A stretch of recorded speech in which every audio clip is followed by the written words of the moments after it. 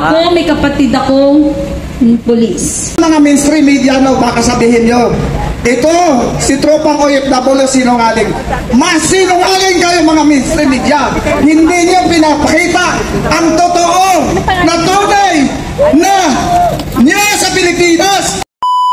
Ayan na. Mga kababayan na, dito tayo para suportahan si dating President Duterte at saka si Inday Sara at saka ang kanyang Chief of Staff. Bakit nandito tayo ay ipinaglalaban natin ang prinsipyo ng kahirapan at kagutuman laban sa mga mamang-api na gobyerno ni Bangag. Bangag talaga, Bangag. Kahit kailan ay walang malasakit sa bayan. Yan ang pinaghirapan namin na ikampanya ka, Bangag. Pinaglaban namin sa taong bayan. Napapagbigyan ka ng 6 na taon. Pero ang kapal na mukha mo dahil wala ka talagang kahihiyan. Bangag ka talaga. Sabi ng kapatid ko nung nagkita kami, dati, kinakampanya mo yan, yung nakaupo sa Malacanang. Ngayon, kinakalaban mo na. Sabi ko, kinakalaban ko dahil wala siyang malasakit sa mga mahihirap, kagutuman at kahirapan. Mga kababayan natin, talagang ang kapal-kapal na mukha ng nakaupo sa Malacanang. Walang malasakit sa taong bayan, mga kababayan natin. Ako po ay isang OFW for more than 11 years sa 4 na bansa po, mga kababayan. At nagbibigay tayo ng taxes para sa ating ekonomiya bilang OFW, mga kababayan. Pero itong bangag na presidente natin, si Marcos, talaga kagabi nung narinig ko na ang pinaglalaban ni VP Sara, yan ang VP namin na maging presidente na nagmumura na dahil hindi niya matiis. Talaga ang taong bayan ay puro kasinungalingan itong si Bangag. At wala pang kay Martin Romualdez na bilang naghahangad na maging presidente ng Pilipinas. Wala pa sa Philippine political history na isang Speaker of the House na naging presidente ng taong bayan sa Pilipinas. Yan ang katotohanan. At sabi ni VP Sara, hindi ka talaga mananalo, Martin, kahit balik na rin ang mundo. Dahil sa Philippine history, sa politika, walang Speaker of the House na nananalo pa. Kung sakasakali, kung ikaw ay pagpapalarin, ma-break mo ang record ng Philippine politics sa Pilipinas na maging speaker na naging presidente. At nakakakilabot yung mga binitawan ni VP Sara sa kanyang mga statement. Talagang lumuluha ako dahil grabe po. Doon pinakita ni VP Sara ang katapangan ng bilang Duterte. Mas matapang pa sa tatay ito. Patindi. Grabe po, mga kababayan natin. Panoorin nyo yung mga speech ni VP Sara. Talagang, ay nako po, kung ikaw ay bilang isang Pilipino, talagang magpapaluha ka sa kanyang mga binibitawang salita. Doon sa mga mainstream media, baka sabihin nyo, ito, si tropang OFW sinungaling. Mas sinungaling kayo mga mainstream media. Hindi nyo pinapakita ang totoo na tunay na niya sa Pilipinas. Binabaliktad nyo, mga kababayan. Ito, ano ang hindi napapakita? Isa-isahin natin ang ABS-CBN, itong YMA, ito pong PTV, mga sinungaling. Ngayon, dagdagan pa ng PTV4. Dati hinangaan ko yung PTV4 dahil gobyerno dati ngayon. Ngayon po, mga kababayan natin, ay kampo ng kasinungalingan na rin itong PTV4 ng gobyerno. Ang binabalita, puro kasinungalingan na. Mahal natin mga viewers, lalabanan natin ito sa pamamagitan ng pagpunta sa tahat ng rally. Kahit mahirap man to ang gagawin natin, pero isa ako doon sa 1986 age sa people's power, no? Bata pa ako noon, kagagraduate ko lang ng high school. Pumunta ako ng Maynila. Diyan na sumisigaw kami ng Marcos magnanakaw, Marcos resign dyan sa Iksana yan at saka sa Ayala po, mga kababayan natin, no? Ganon pa rin dahil hindi nagbago ang anak. Sinundan niya ang yapak ng kanyang ama. Na ganon pa rin ang dinanakaw ang pera ng taong bayan, mga mahal natin kababayan. Hindi si Marcos na bayad ng estate tax niya na 203 billion pesos.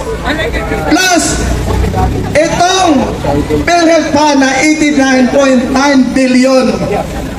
Grabe po mga kababayan natin, mabuti na bigyan ng TRO ng Supreme Court para i-hold, no, mga kababayan natin. Plus, sabi ng mga tao, no, sa Kalye Survey, hindi daw totoo na nagbinta ang Marcos administration ng 25 tons na ginto na yan ay gold reserve para sa Pilipinas. Magising tayo sa katotohanan, mga kababayan natin. Pagdating ng araw ay magising tayo na wala natin reserve sa Central Bank. Nagampanan nila ang trabaho nila, pero ang ilan sa kanila nababayaran din. Ginagamit ng mga politikong itong mga buhaya. Ako, may kapatid akong pulis. Siya ay mabuting pulis. Tama! Mabuhay ang mga mabubuting pulis! Huwag natin sila ay nandyan para sa atin. Pero hindi lahat. Ang iba sa kanila ay nagagamit ng mga politikong buhayang ito. Yun ay real talk lang. Kasi yun ang totoo. Diba? Dahil ano? Sa pera, greedy, sa pangyarihan, di ba? Si Martin Romualdez, tambaluslos. Tambaluslos, lahat sila tambaluslos, mga kapatid. Hindi lang si Tamba, hindi lang si Martin Romualdez. Ang kapal ng mukha niya, hindi siya binoto ng milyong-milyong Pilipino. Nanalo lang siya sa district niya at alam nyo paano siya nanalo? Dahil naggaling na sa bibig ni Inday Sara, kaya siya nanalo dahil sa pera, sa power, pananakot sa mga katunggali niya. Kaya nananawagan kami sa mga kababayan sa Tacloban ng 1st District. Nene Bacale, iboto nyo siya. Siya ang papatumba kay Tambaluslos, kay Martin Romualdez. Kung gusto nyo ng pagbabago, kayo dyan sa Tacloban, huwag nyo nang ibalik. Ang ilang dekada na sila dyan, ang palengke ng Tacloban ay dugyot. Ang kalsada ng Tacloban, mabaho. Walang concrete na kalsada. Walang maayos na parking. Paputik. Yan ang sinasabi. Paulit-ulit namin sinasabi sa mga live namin. Kasi vlogger din ako, OFW vlogger din ako. Sinasabi namin sa every time live namin, ito, yung mga yan, i-follow nyo lahat sila. I-follow yung mga vlogger na yan, mga political vlogger na yan. At ito pa, Mr. President, huwag mo nang hintayin pa na kaming lahat ay kalagkarin ka pababa ng Malacanang. Huwag mong hintayin na nangyari sa itay mo, sa tatay mo ay mangyari sa'yo. The history will repeat itself. Dahil kakampi natin ang Panginoon Diyos, ang Panginoon Diyos ay hindi natutulog. Kakampi nila ang demonyo. Si Satanas nandoon sa loob ng Malacanang. Nandoon sa loob ng Congress, the House of Rocks. Mga kababayan, kaya ko sinasabi to dahil ako isang Pilipino. Pilipino ka. Pilipino ka. Wala ka bang pake? Wala kang pake sa mga sa paligid mo? Yung mga kabataan ngayon nawawala, binabalita ba yan sa mainstream media? Ayan, gusto ko i-brought out ngayon dyan, mga kapatid. Mga palangga. Hindi binabalita ang mga nawawalang kabataan. Tama! Dahil doon sila nakafocus sa House of Crocs sa demolition job nila sa mga Duterte at sa mga alay na to. Sino ang kakampi ng mga Duterte? Pinapatumba nila. Diyan sila nakafocus. Diba? Dahil binabayaran sila dyan. The more na pukpukin nyo pa, gurgun yung mga Duterte, double money, double allowance. Ang ginawa ni Franz Castro, child abuser, Franz Castro, hindi ako nagmumura, pero ngayon nagmura ako dahil sa'yo. Wala kang karapatan dyan sa Congress dahil ikaw ay convicted. Tama! Magala-gala ka dyan, tax na ang pera ng bayan at pera ng mga OFW na remittances ang pinapsweldo sa'yo, puta! Convicted si Franz Castro! Nakakagalit lang, sorry Kasi pag yan naririnig ko, nakikita ko sa social media, nag-iiba talaga yung tingin ko sa kanya, siya isang demonita. Pinadala ng Satanas. Para pahirap sa atin. Salot ang mga yan Tatlo sila dyan sa Congress, pagala-gala. Realidad to, mga kababayan. Pinasasweldo sila ng taong bayan, sila ay nandyan sa Congress. Dati ang mga placard lang nila, placard nila ay mga karton. Ngayon nakatarpuli na sila. Nakatarpuli na sila. Yan ang katotohanan. Dahil estudyante ako nung college, ilang dekada na sila dyan. Estudyante pa ako, nandiyan na sila. Never sila nag-agree sa gobyerno. Ilang presidente na dumaan, never sila nag-agree. Ngayon kay Bongbong Marcos, ayaw sila? Agree sila. Good life sila? Hawak nila ang gobyernong ito? Yeah, you're right. Bayad sila. Pinupunduhan sila. Kaya kasi katapang ang kapal ng mukha niya, child abuser. Nakikidnap ng mga kabataan, dinadala maging mamundo. Franz Castro. Kaya si Raul Manuel, pumunta ka dito sa palikitang bakla ka. Tama! Bakla mo? Mag-tiktok ka na lang, hayop ka. Wala ka nang ginawa sa bayang ito. Yung mga yung galing-galingan sa Congress, hindi naman kayo abogado. Ang gawain nyo, gumawa ng batas. Hindi kayo huwes, hindi kayo korte.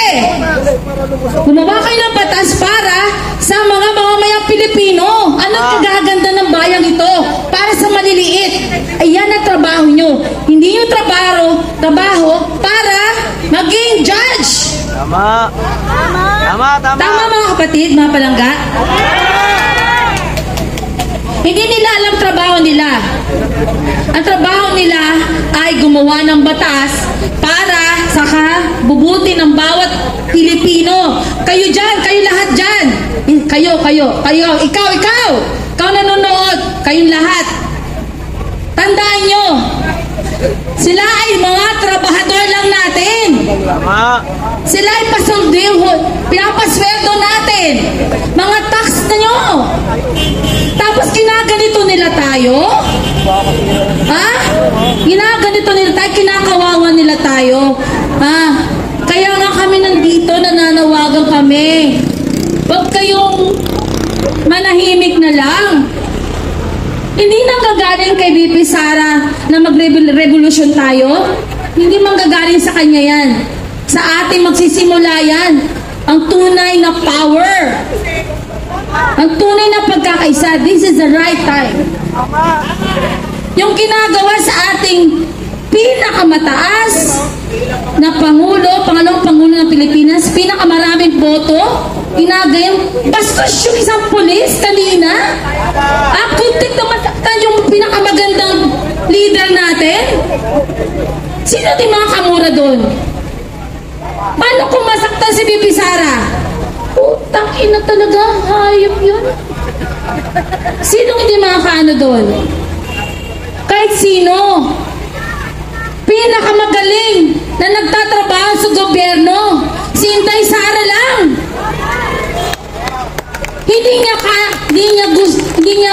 Hindi niya kailangan yung mga politiko na yan. Kaya niya magtrabaho mag-isa. Kaya nandito tayo para sa kanya. Intindihan niyo ba yun? kababayan ko, mga lahat na nanonood, protektahan natin si Inday Sara. Kasi nanganganib po ang buhay niya. Nagsalita man siya ng gano'n dahil galit na siya. Puno na ang salot. Dapat ang kalusin. Huwag na tayong papayag na ginagalit ang pinakamamahal nating si Inday Sara. Papayag ba tayo, mga kababayan ko? Ang dalangin ko, alam ko may pag-asa. Huwag tayo mawala ng pag-asa, manindigan tayo, may prinsipyo tayo. Huwag tayong titigil. Ito ay simula ng ating pagkakaisa na alam ko, lahat ng mga Pilipino dyan ay busy sa kanilang mga trabaho. And they will be enlightened more and more and continue more. Ma-enlighten sila sa ating mga pahayag na ito. At huwag tayong titigil. Huwag kayong mapapagod. Kasi hindi ako napapagod, hindi ka napapagod, hindi kayo lahat napapagod, di ba? Protektahan natin si Inday, si BP Sara. Sino ba magpoprotekta sa kanya? Tayo, di ba? Kung paano siya, mag-isa lang siya sa, tumaati siya na tandaan yung umati siya ng house of hearing na yan.